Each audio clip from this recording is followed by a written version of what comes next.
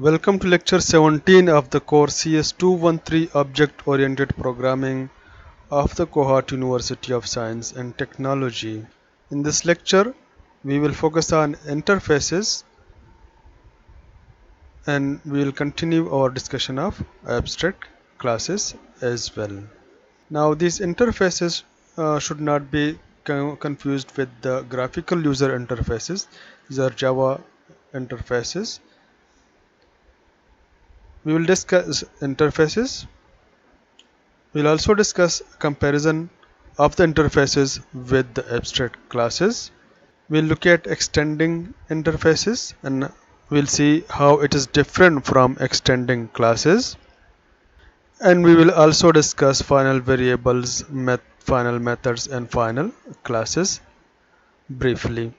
The relevant material for this lecture can be found in chapter 10 of the book Java How to Program Early Objects, Detail and Detail. And some of the relevant material can be found in the Java tutorial. The links are provided in the slide. Java interfaces are used in situations, for example, if an abstract class contains only abstract method declarations, it can be declared or implemented as an interface.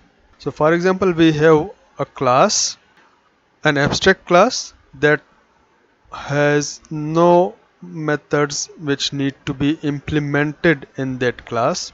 So it only has abstract methods. Then that class can be declared as an interface. Interfaces offer a capability requiring that unrelated classes implement a set of common methods. So for example, when we use inheritance, in inheritance, subclasses inherit from a common superclass. The common superclass includes all of the common details that are inherited by the subclasses. So the subclasses need to have something in common so as to be a subclass of that same superclass. In our shape example, all of our subclasses were some kinds of shapes. Triangle was a shape, circle was a shape, and rectangle was a shape, and they had many things in common which were included in the superclass shape. But sometimes we might need the same functionality in two completely different classes. In that case, we cannot inherit a common class.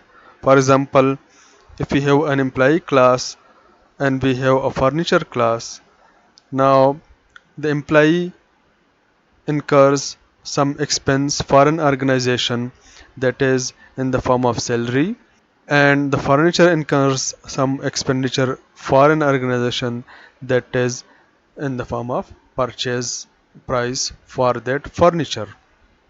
Now both of these classes are incurring some kind of an expense, but these are completely different classes. So if these two classes need the expenditure functionality or we need to calculate the expenditure of these two classes in the same class, what we can do is we can use the interface, because a furniture cannot inherit the employee class.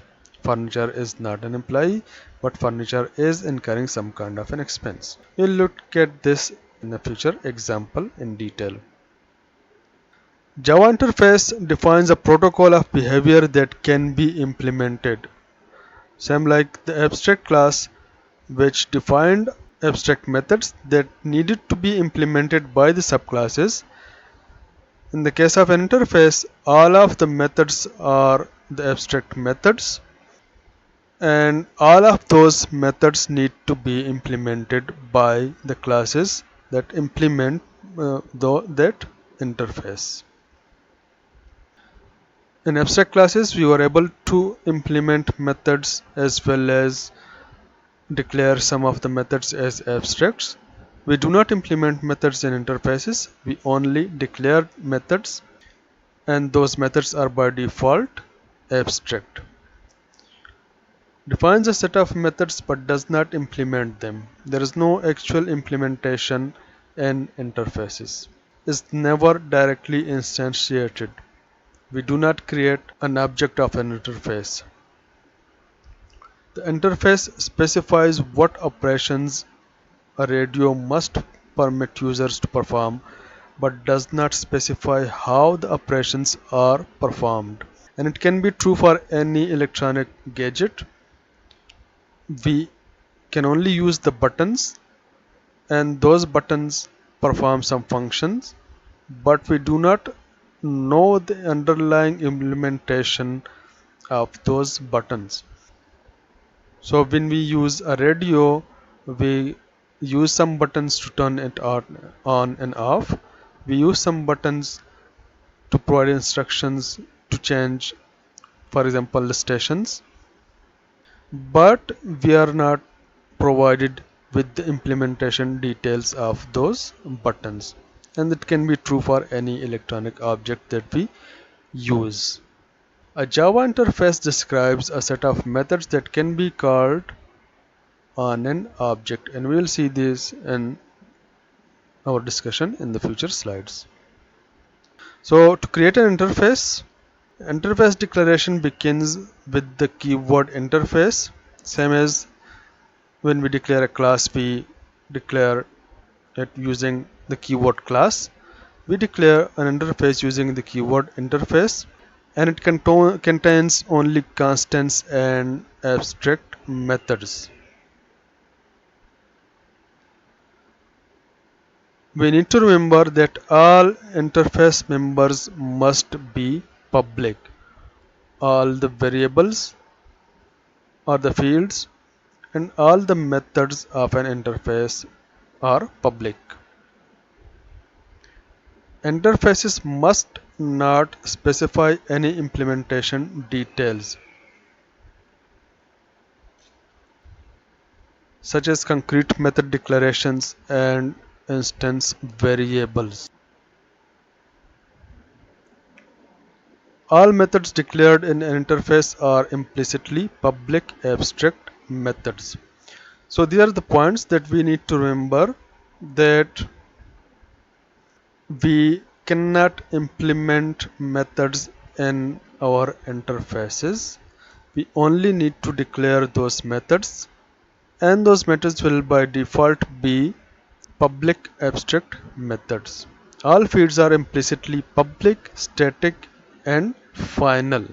These are the points that we need to remember about the interfaces. For example, interface, as I said, that we can take the example of the electronic gadgets. In this case, a VCR. If some of you remember what a VCR was, we can use the different buttons. We can press the buttons, and those buttons respond in the form of their functionality. So we can see the declaration of an interface. Public interface, the name of the interface. It is the same as the declaration of the classes, but the keyword class is replaced with the keyword interface. And we will save this file as vcr.java, same as when we save classes with the names of our classes. So public boolean load tab, this is the name of the button we need to, when we press the load tab button, some functionality will be performed. Now we do not need to implement that functionality over here in the interface. Similarly, an eject button is declared without any implementation. Now we can see that we do not include the abstract keyword with the methods. The reason for that is these methods are by default abstract. Public boolean play, public boolean pause, public boolean stop. So we only have the declarations of these methods, and the implementations of these methods will be provided in the classes that will implement these methods. Similarly, the fields in an interface are static, final. These are implicitly public, static, and final, as we can see here. In order to use an interface, a concrete class must specify that it implements the interface and must declare each method in the interface with specified signature. For example, we have an interface bounceable that has a variable and a method. Now the method of the interface is an abstract method. For a class to be able to use this interface, it needs to implement this interface using the implements keyword. Public class basketball implements bounceable allows the basketball class to implement the bounceable interface. Now what that means is the basketball class will need to implement the abstract method or any method that is there in the bounceable interface. As we can see over here, the implementation of the methods of the bounceable interface must be provided by the basketball class. And these two methods, public void hit wall, string wall name, the signature of these two methods needs to be the same. Now we do not have the public keyword over here because it is implicitly a public and an abstract method. Add the implements keyword and name of the interface to the end of your class declaration's first line. In inheritance, we were using the extends keyword to extend one class into another class. Here we are using the implements keyword to implement an interface in a class. A class that does not implement all the methods of the interface is an abstract class and must be declared as abstract. If you remember from our discussion of abstract classes, that a subclass that inherits an abstract class needs to implement the abstract method of its superclass. But if it does not, that subclass needs to be declared as abstract. Otherwise, we will get a compilation error. Same is true for interfaces. If a class implements an interface, that class needs to either implement all the methods of the interface or it needs to be declared as abstract class. Implementing an interface is like signing an agreement with the compiler that states, I will declare all the methods specified by the interface or I will declare my class abstract. So it cannot be said in the simpler words that whenever you implement an interface in a class, you must declare all the methods of that class and you must implement all the methods of that interface in your class. Otherwise, your class must be declared as an abstract class. Now, the difference here from the abstract classes is that in abstract classes, we did not need to implement all the methods of the abstract class. We only needed to implement the methods that were declared as abstract in the abstract class.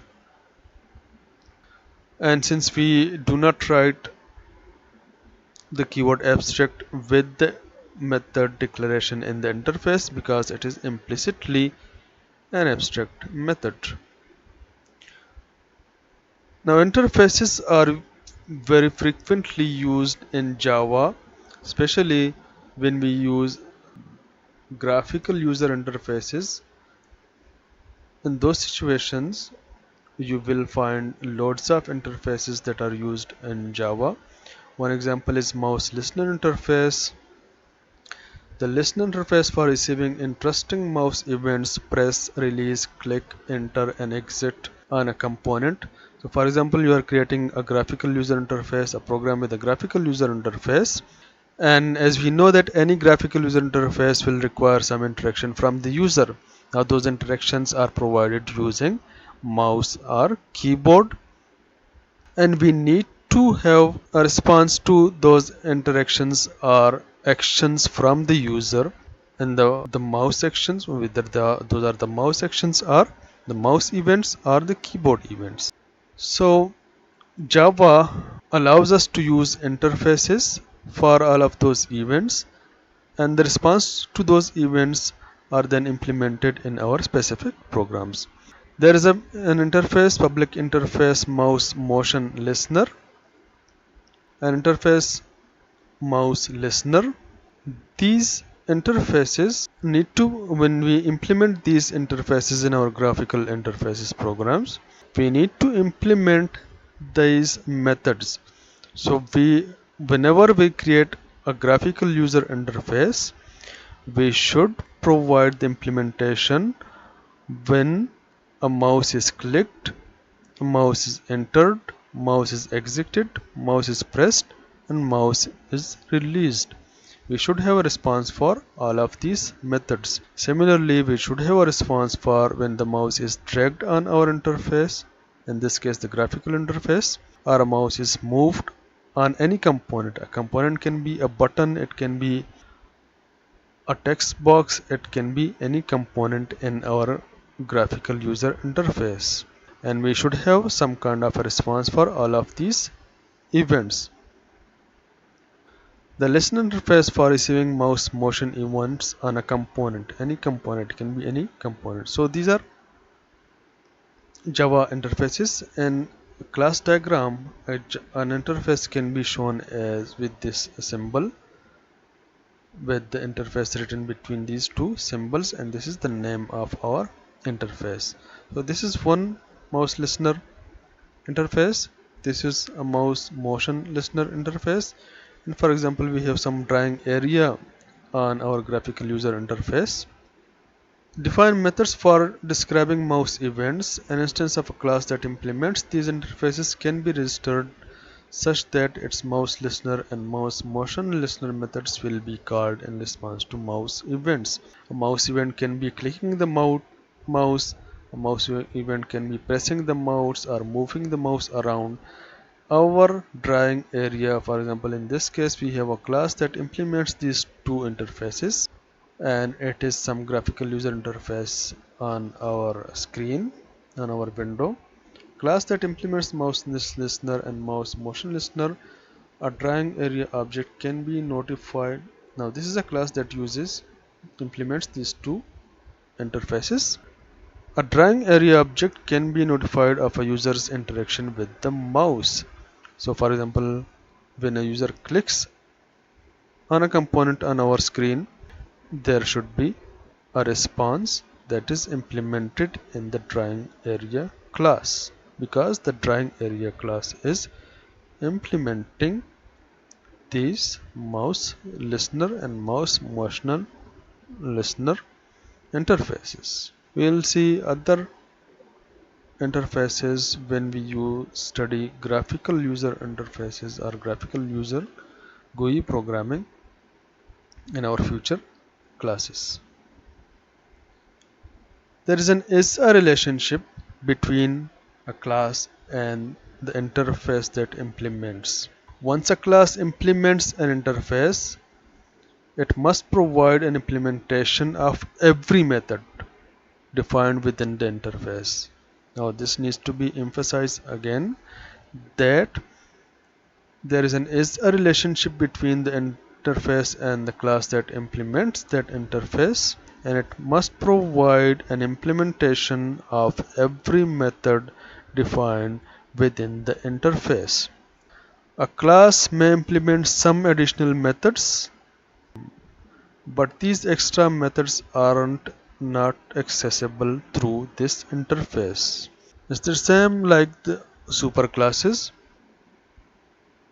When we inherit the methods from a superclass, a subclass can have its own methods that are additional to the ones that have been extended from the superclass, and those subclass methods are not accessible through the objects of the superclass. Same is the true for class when it implements an interface. It must implement all the methods of the interface, and it can have its own additional methods. And of course those methods are not accessible from the interface. All objects of that class have an is a relationship with the interface type. As I said earlier, that there is an is a relationship between the class and the interface. And all objects of the class are guaranteed to provide the functionality described by the interface. By this we mean that whatever the methods are declared in the interface must be implemented by the classes that implement that interface, and consequently those implementations or the functionality will be accessed by the objects of those classes. This is true for all subclasses of the class as well, and we have seen this that whenever we extend a class, the objects of their subclass are able to access the functionality of the superclass. A class can implement many interfaces. Now this is where it is different from inheritance. In inheritance we said that we cannot inherit from multiple classes. Java allows single inheritance. Other languages, for example C++, allows us to inherit from multiple classes, but in Java we can only inherit from one class. But we can implement as many interfaces as we need. In Java, classes are less extendable than interfaces because a class can extend at most one other class. Java allows single inheritance. But there is a catch. Beware. Adding another method to an existing interface will break every current implementation of this interface. As we said that we need to implement every method in that is declared in an interface. So for example, if we have implemented an interface in a class, and at a later stage we add a new method to that interface, now all of the classes that have implemented that interface will need to be changed to incorporate the implementation of that new method that has just been added to the interface. Now this will require a lot of extra effort and care to change all of the classes that are implementing that interface. What can alternatively be done is extension is preferred way to use new methods. Extension is preferred way to add new methods to an interface. Instead of directly adding a method to an interface, we can use extension, and we will see this in the upcoming examples.